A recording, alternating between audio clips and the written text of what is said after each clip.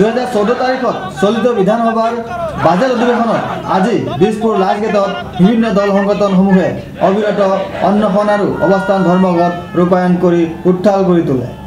আজি লাজগেটত চলি অহা বিধানসভা বাজেটৰ প্ৰথম দিনাৰ পৰাই শিক্ষাকৰ্মী সন্থা অসম ইয়াৰ শিক্ষক সংগঠনটোৱে যোৱা 4 আগষ্টৰ পৰা 4 দফীয়া দাবী যেনে শিক্ষাকৰ্মীসকলক চুক্তিপত্ৰৰ সলনি নিযুক্তিপত্ৰ দিব লাগে, অসমৰ বিদ্যালয়সমূহত খালী থকা শিক্ষক পদত শিক্ষাকৰ্মীসকলক নিযুক্তি দিব লাগে, 2003 চনৰ পৰা কৰি অহা কৰ্ম অভিজ্ঞতাৰ ভিত্তিত অগ্ৰাধিকাৰ দি নিযুক্তি দিব লাগে আৰু 4 শিশুৰ বিনামূলীয়া আৰু বাধ্যতামূলক শিক্ষাৰ অধিকাৰ আইন 2009ত উল্লেখ থকাৰ দৰে শিক্ষাকৰ্মীসকলক দৰমহা তথা আন সুবিধাসমূহ প্ৰদান কৰাৰ দাবীত অবিৰত অন্বেষণ কাৰ্যসূচী হাতত লৈছে বুলি সন্থাটোৰ সাধাৰণ সম্পাদক ৰেজাউল ইছলামে কয়।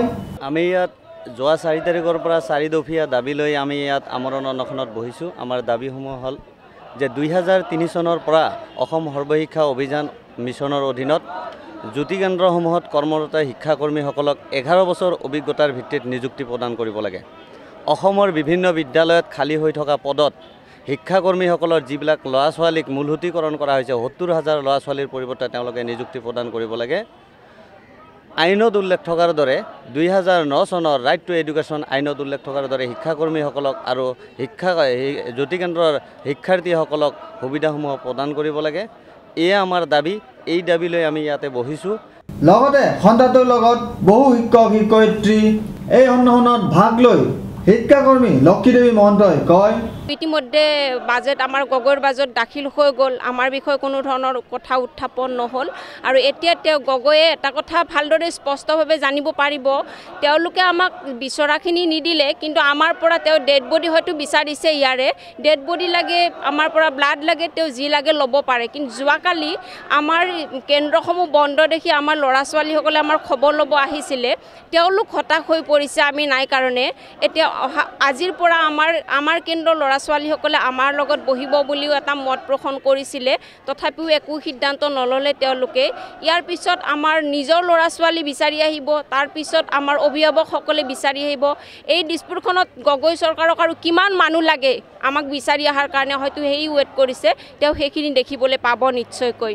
আৰু এটা কথা স্পষ্টভাৱে জনা উচিত যে আমাক নিদিয়ালৈকে আমি ইয়াৰ পৰা উঠি নাযাম।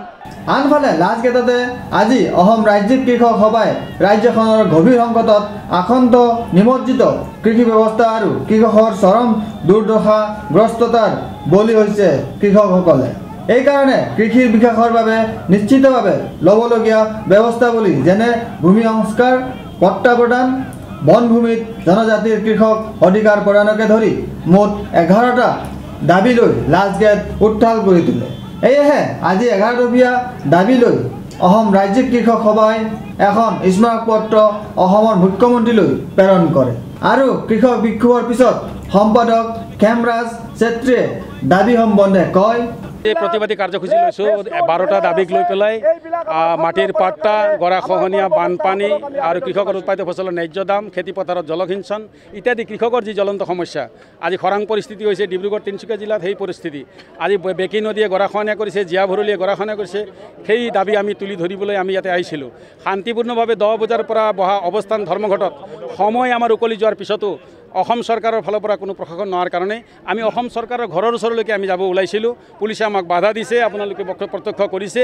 এই বাধা আমি অতিক্ৰম কৰি তেখেতসকলে জনোৱাৰ পিছত তেখেতসকলে কৈছে প্ৰশাসন বিষয়া আহিব, বিষয়া আহিছে আৰু আমি এই স্মাৰক পত্ৰ জ্ঞাপন কৰিছোঁ আৰু দেৰি কৰিছে। আৰু আমাৰ ফালৰ পৰা আমি এই কথাও কৈছোঁ, যদি এই আমাৰ দাবীখিনিৰ প্ৰতি যদি চৰকাৰে যথাযথ গুৰুত্ব নিদিয়ে তেনেহ'লে আমাৰ অনন্ত ডেকা ডাঙৰীয়া ইতিমধ্যে ঘোষণা কৰিছে আমাৰ উপসভাপতি অসম ৰাজ্যিক কৃষক সভা যে সমগ্ৰ ৰাজ্যখনতে কৃষক ৰাইজে আন্দোলন জোৰদাৰ আন্দোলন গঢ়ি তুলিব।